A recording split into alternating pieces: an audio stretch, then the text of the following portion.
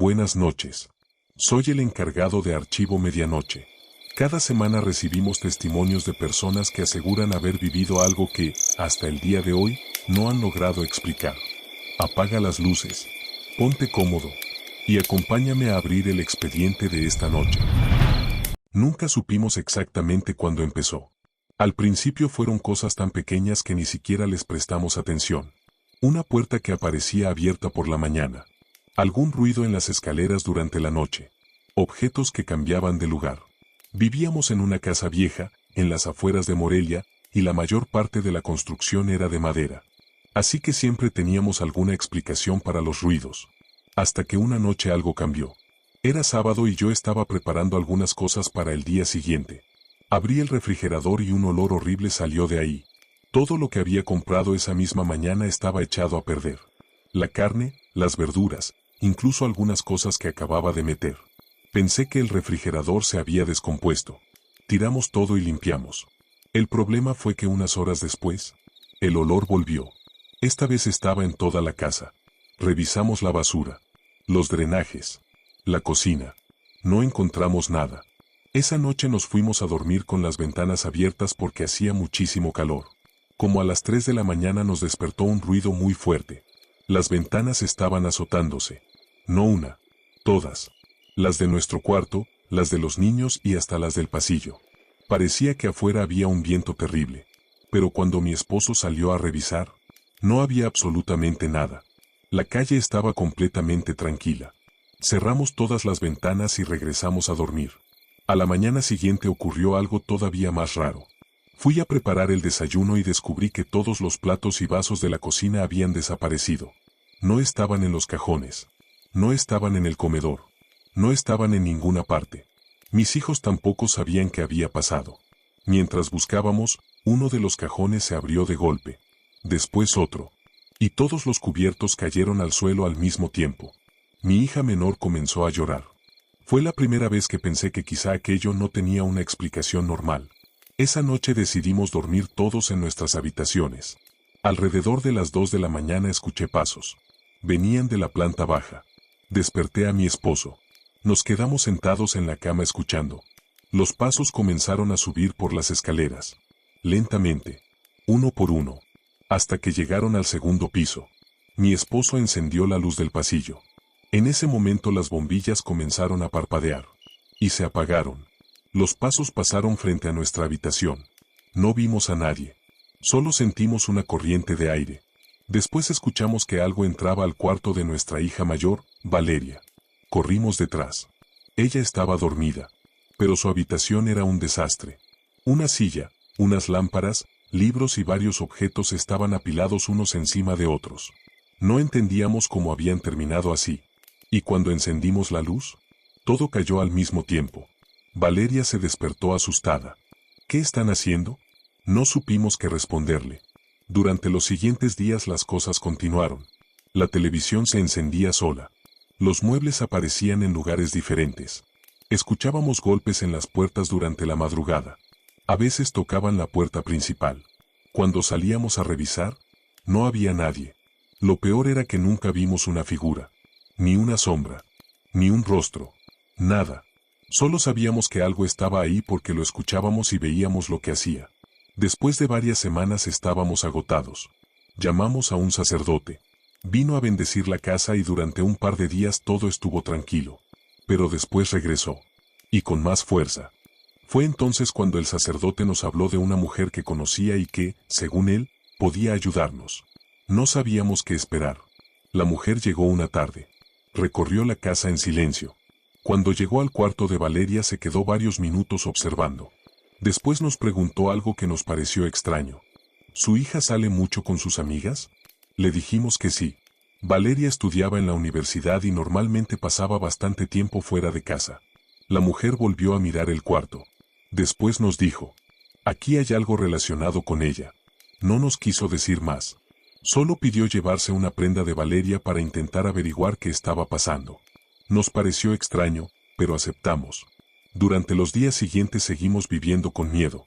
Hasta que una noche ocurrió algo que nos hizo pensar que aquello podía ser peligroso. Escuchamos ruidos en la cocina. Bajamos mi esposo y yo. Las luces estaban apagadas.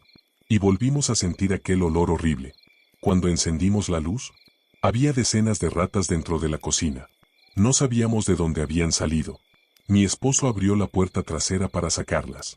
En ese momento las luces comenzaron a parpadear. Y se apagaron. Entonces escuchamos pasos.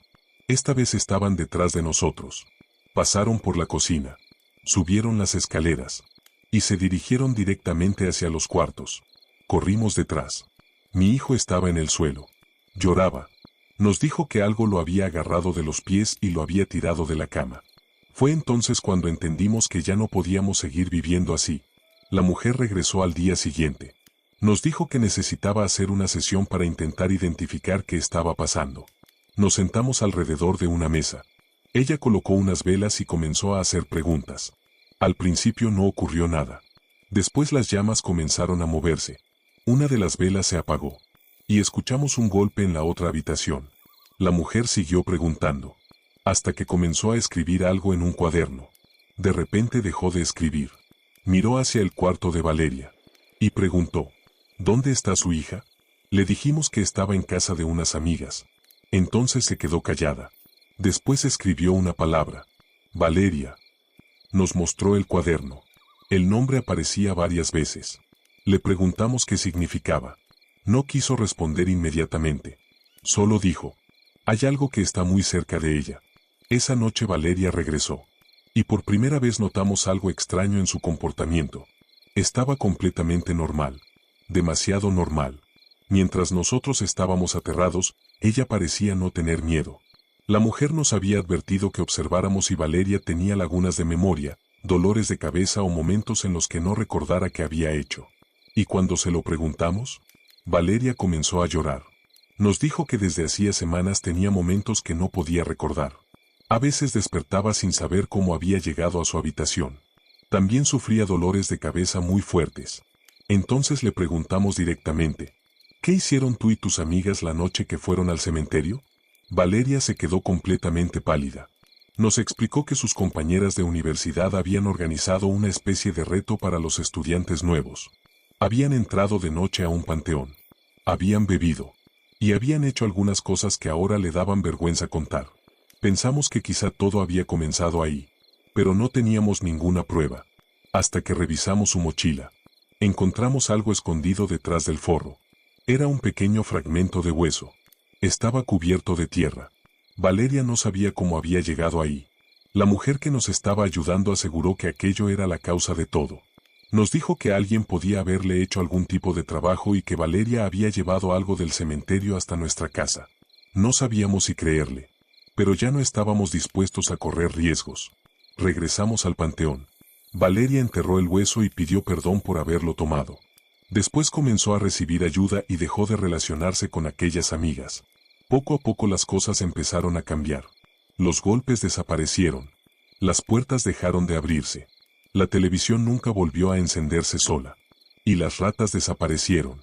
La casa volvió a ser normal. Pero hay algo que todavía nos inquieta. Durante todo aquel tiempo hubo una habitación donde casi nunca ocurrían las manifestaciones. La de Valeria. Y ahora entendemos por qué. Todo parecía comenzar cuando ella estaba en casa. Y terminaba cuando se iba. Hasta hoy no sabemos qué fue exactamente lo que entró en nuestra casa. No sabemos si realmente había algo detrás de todo aquello.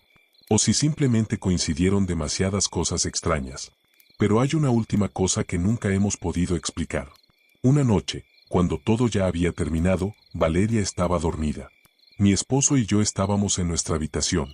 De repente escuché unos pasos. Me levanté. Pensé que alguno de los niños había salido de su cuarto. Abrí la puerta. El pasillo estaba vacío. Entonces escuché algo detrás de mí. Una respiración. Muy cerca. Me di la vuelta. No había nadie. Pero desde el cuarto de Valeria, se escuchó una voz.